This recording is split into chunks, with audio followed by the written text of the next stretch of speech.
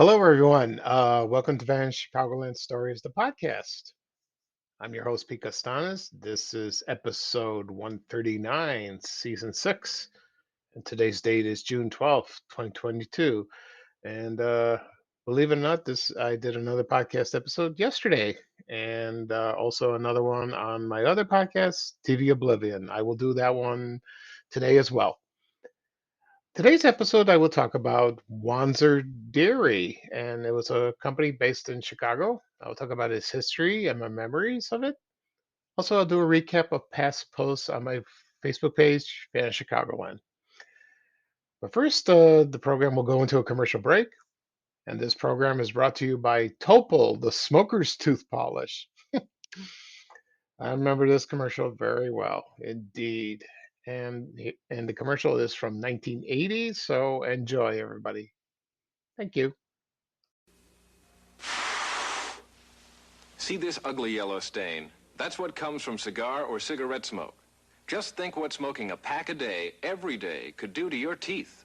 But look, here's Topol, the smoker's tooth polish that helps remove all kinds of superficial tobacco stains.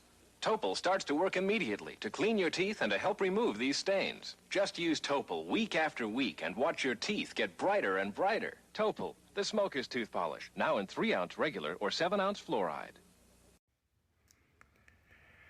Okay, everyone, I am back. I hope you enjoyed that commercial for Topol Smoker's Tooth Polish. I remember this commercial very well. It aired in the early 80s, and it was a very popular product by then.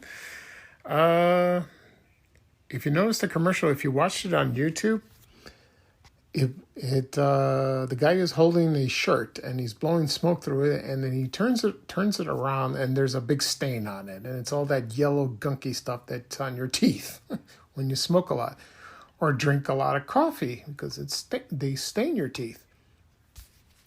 And I don't think they make it anymore. I think it's gone. So who knows what happened to it? I looked online on Amazon, didn't find anything but just pictures of the old Topol. So that's another product that went bye-bye. Anyway, at the beginning of the program, I'm going to talk about the Wanzer Dairy Company that was based in Chicago. Also, I'll do a recap of past posts, of Vanished Chicagoland, the Facebook page. So we'll get started. All right. So the Wanzer Company, it was the first called the Sidney Wanzer and Sons Creamery of Chicago. I think that's and I got this from a website from the, let's see, I get the full name here, the Digital Research Library of Illinois History. And that's the only thing I could find about the history of the place, so I'm going to read from that, and you can look it up online if you'd like. And it was founded by a man named Sidney Wanzer. He was the son of Nicholas and Betsy Wanzer, and he had an older brother, Moses, and he followed him to Dundee Township in Kane County, Illinois. And then it was about around 1840. He married a woman named Jane, and she was from Vermont on October 22nd, 1857 in Elgin, Illinois. And he started hauling his country fresh milk with a horse and wagon in the Elgin-Dundee area, and then to Chicago in 1857. Then he partnered with his brother to form the Wanzer Dairy in Chicago. Then they were one of the first pioneers to use glass milk bottles. And there was testing to see, for refrigeration, for storage, and they added pasteurization, which was invented by Louis Pasteur, and that kills the bacteria in the milk. And then the brothers owned a plant. They opened it at 55th Street and the Dan Ryan. So that's about I think Wentworth, about Wentworth Avenue. It was before the Dan Ryan, which was Garfield Boulevard. And there was the bakery, the Schulze Bakery, that was next door to that, or it was around there. And they opened two other Southside plants, and then they had a distribution center on Lawrence Avenue on the north side. It was between around Damon Avenue, around Ravenswood. It was the Ravenswood area. Sidney Wanzer had 10 kids. Yeah, 10 children. That's a lot. Wow. And in 1948, he began publishing a magazine. It was called Wanzer's Kitchen Adventures, with stories and recipes of using milk, cream, eggnog. A lot of people mentioned that on my Facebook page, that the eggnog was awesome. I never tried it. I love eggnog. I really do. And it was only published for about 3 years, and then it ceased publication in April of 1951. That started in November 1948. And the spokesperson in the beginning of Wanzer's Milk was an actress and a pioneer in early television, also in Chicago television. Her name was Carmelita Pope. She was the spokesperson, and she's the one that she would hold a half a gallon, a carton of milk, and say, "Wanzer on milk is like sterling on silver." I guess she was the first one, but I don't know who came up with the slogan. I have no idea. Okay. And then it was very popular. They were sold in grocery stores. I remember seeing them at Jewel, Dominic's, National, High-Low. Maybe High-Low was there. Maybe. I don't remember. Then it was sold to the Borden Dairy Company in the 1970s. And then they sold it to Hawthorne Melody, another milk company based in Chicago, which I would like to do a podcast episode about that. It has a very interesting, rich history. And then it just disappeared. I don't know when it disappeared. Maybe in the 1980s, like that. But a lot of people mentioned it was good milk, very good dairy products. Like cottage cheese, milk, what else? Buttermilk and eggnog. They love the eggnog very much. And so you can find bottles and cartons, or like milk, anything memorabilia about Wanzer. There's a lot of them on eBay and other auction sites. You can check out on the internet. Okay. So, right now I'm going to talk about my past posts on my Facebook page, Vanished Chicagoland. I'll be with you in a moment.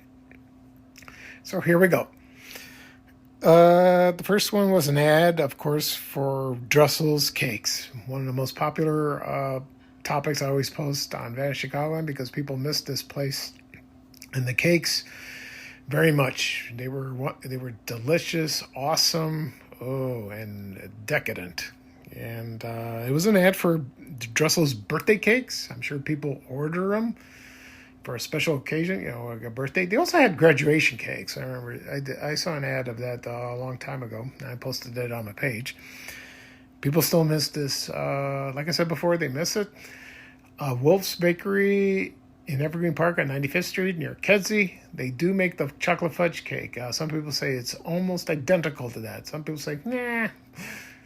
I don't know. I haven't had it in a long time. I'd like to buy one day, but I heard it's pretty expensive, so we'll see. Maybe on a special occasion, because that bakery is famous for their lemon fluff cake. And I try to find more stuff for Dressel's. I really do. Like boxes. I want to find boxes of that. They're hard to find. They really are. Unless it's stashed somewhere. Anyway, next post I did for the Bob's roller coaster, again. One of the most popular roller coasters at Riverview Park. And there was a photo from, I believe, the 1950s. It was an entrance, and a lot of people loved this roller coaster. It's one of their favorites. The other roller coasters were Fireball, the Comet, the Greyhound, the Flash. First it was Silver Flash, then it was the Flash, and the last one they did was the Jetstream, and that came out 60 I don't know, like the last, a couple of years before it closed in 1967. So people miss that very much, and a lot of roller coaster fans out there that love it. I wish we need an amusement park back in the city. That would be great, But we have one in Six Flags that's in Gurnee. There's water parks. I'm not into water parks, so I'm too old to slide down, and I'm afraid of water, so because I can't swim, so I don't want to do that. Okay. Next up was I found a brochure on eBay. It was Sports Vision channel. It was part of On TV, the subscription channel, the service. You get the decoder, you try to decode it, then you unscramble it. People have successfully tried that. I haven't. I never owned it. So it was aired on WSNS, Channel 44, TV in Chicago. And that started about 1980. I think Sports Vision came about, maybe about a year later or two. And I found the brochure, and they aired most of the major sports teams, like Chicago White Sox, Chicago Sting, Chicago Blackhawks, and the Chicago Bulls. Not the Chicago Cubs. The Cubs broadcasted on WGN TV Channel 9. I can understand that. Now it's on cable because it's not on Channel 9 anymore. That's a shame. That really is. It's not fair to sports fans alike for that. Okay. Next up, I think about, June 8th was National VCR Day. Someone mentioned that on Twitter. So I found a picture of an old VCR that I had, the first one I had. And it was the Panasonic. And my brother bought it in 1983 at the Video King store in Oakland, Illinois. And that chain was very big. They sold everything. CD players, maybe CDs. No, I don't think so. Camcorders, VCRs. I'm sure they sold televisions. I'm sure they did. Cameras. And when we first bought it, that was our first VCR for the family. Then we bought a second one. We added it in the basement with the other television. But that first one was beautiful. And we held on to it for about a long time, maybe 6 years. I don't remember exactly how much we paid for it. It was probably $300, $400, maybe $500. But it was expensive back then. And you had to buy blank VHS tapes, also movies. You rent them. There was the video store called Classic Video. It was near my house. And then Blockbuster opened on 87th and Cicero. We went to rent movies there. And that was a great store because, you browse. It's like a bookstore. I would spend hours doing that, just looking what the covers of the VHS tapes. It's pretty nice. You don't do that anymore, really. That's a shame. Everything's streaming.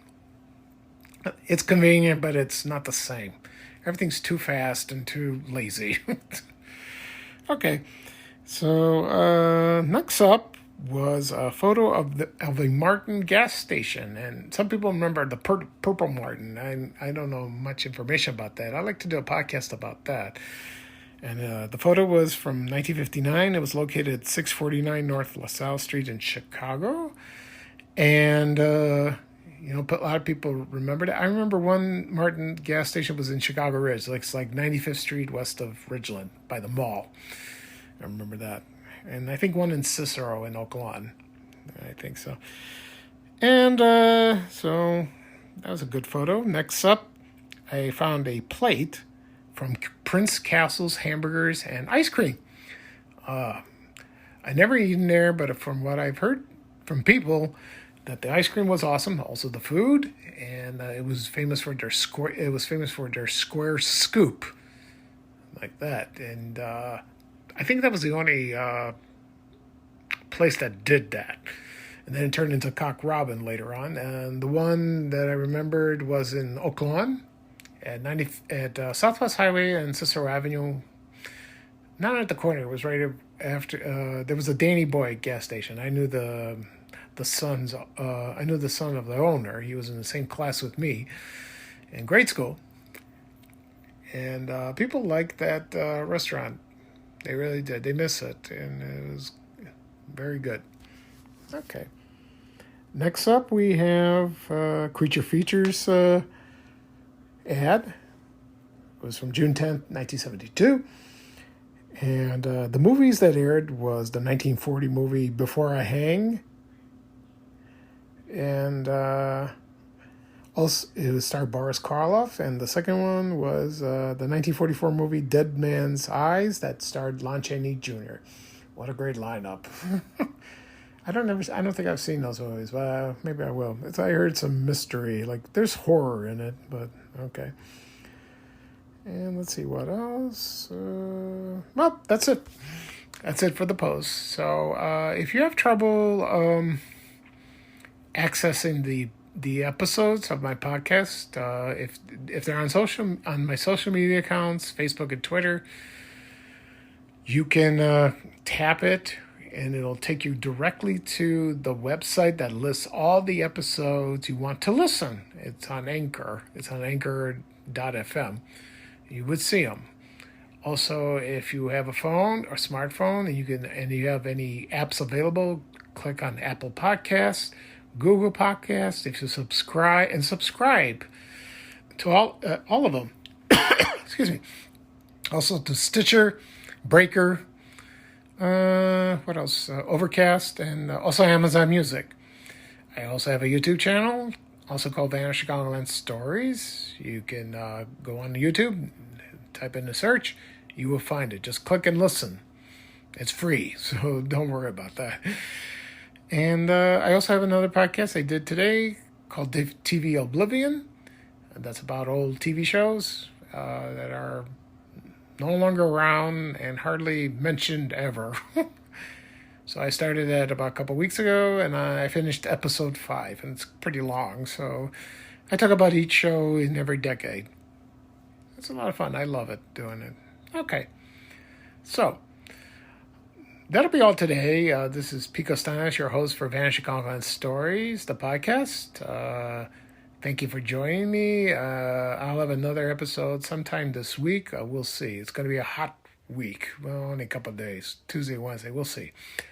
That would be episode 140, I believe. So everyone have a good day. Thank you for listening to me. And here is Ray Rayner with a little traveling music saying bye-bye for now. And here's bye-bye for me. Excuse me. Take care, everyone. So long. We have to go. Bye, bye, bye.